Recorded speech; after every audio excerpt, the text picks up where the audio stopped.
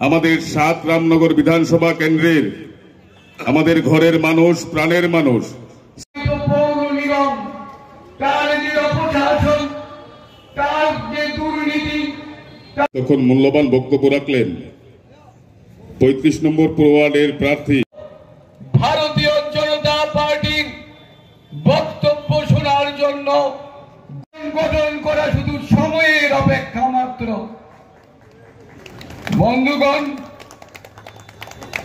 আমরা জানি নগর জীবনের মূল উপাদান হচ্ছে পরিশ্রুত পানীয় জল।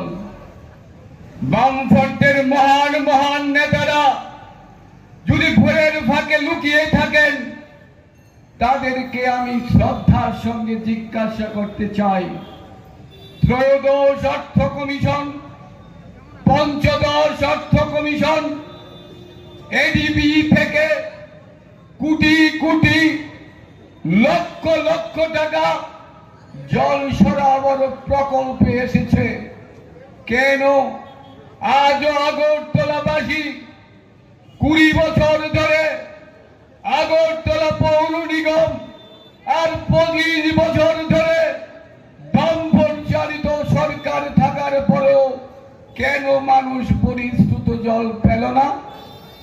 জবাব দিন, জবাব আজকে আমরা আপনাদের সামনে ভারতীয় জনতা পার্টির পক্ষ থেকে আপনাদের কাছে জবাব চাইতে এখানে এসেছি।